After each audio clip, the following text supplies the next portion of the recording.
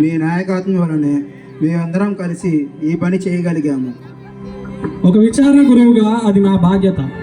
అంతేకాదు, మీ తల్లిదండ్రుల ప్రోత్సాహము, మీ ఉత్సాహం వలన మన విచారణలో జరుగు ప్రతి కార్యక్రమంలోనూ, మరీ ముఖ్యంగా మన ఈ విచారణ పండుగను ఎంతో ఘనంగా ముందుకు నడుపుతున్నందుకు మీకు ఆ దేవుడి దీవెనలు. Thank you father. ఫాదర్ గారండి, యూత్ రిట్రీట్ అన్నారు కదా, ఎక్కడ, ఏ ఊరిలో? ఈసారి యూత్ రిట్రీట్ బెంగళూరులో జరుగుతుంది సంతోష్. అవును, మన విచారణ తరపున ఈసారి ఎంతమంది పాల్గొంటున్నారు? మేము మొత్తం 10 మంది పాల్గొంటున్నాం ఫాదర్ గారండి. మంచిది. అసలు రిట్రీట్ అంటే ఏంటి ఫాదర్ గారు?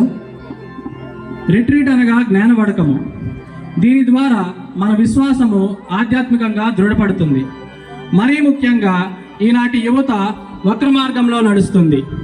దానిని సరిచేసుకొని దేవుని వైపు నడవడానికి ఈ జ్ఞానవడకము ఎంతో ఉపయోగపడుతుంది. కాబట్టి మీరందరూ తప్పకుండా ఈ వడకంలో పాల్గొని దేవుని వైపు నడవాలని నేను కోరుకుంటున్నాను. అలాగే ఫాదర్ గారండి, తప్పకుండా పాల్గొంటాం.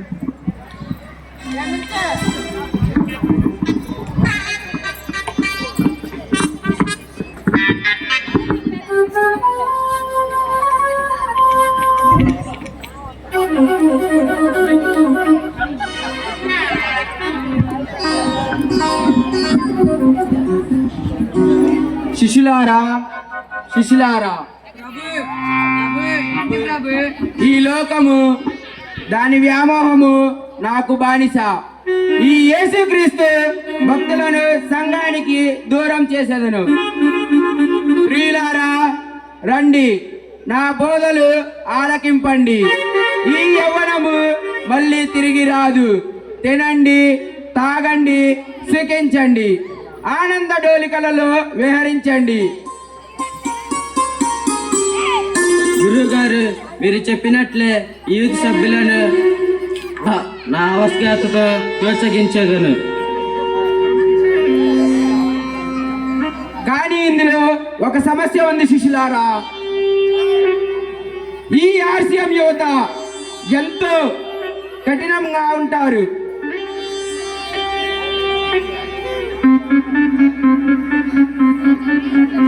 వారి మధ్య భేదాభిప్రాయాలు సృష్టించే శిష్యులారా. అది కష్టమైన పనియే, కానీ అది ఎలా చేయాలి గురువు గారు? అది ఎలా అంటే, ఎంతటి మనిషి అయినా పడిపోయేది పదవి, డబ్బు, మందు, మగువ, పొగడ్తలు.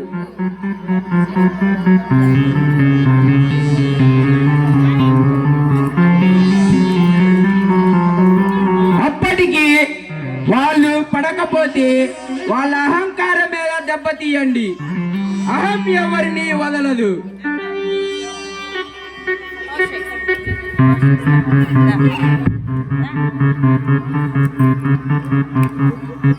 రాజ్యాన్ని ధ్వంసం చేయడానికి ప్రయత్నిస్తున్నారు శిష్యులారా. గురువుగారు, మీరు చెప్పినట్లే ఈ యువతని ప్రోత్సహిస్తూ మంచి మార్గంలో నడిపించగలను. అదే మన ధైర్యం శిష్యులారా. ఇక రెచ్చిపోండి.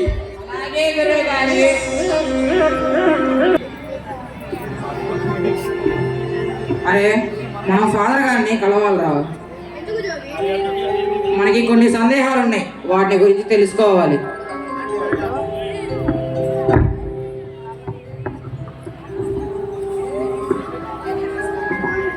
ఎవరైనా ఉన్నారా?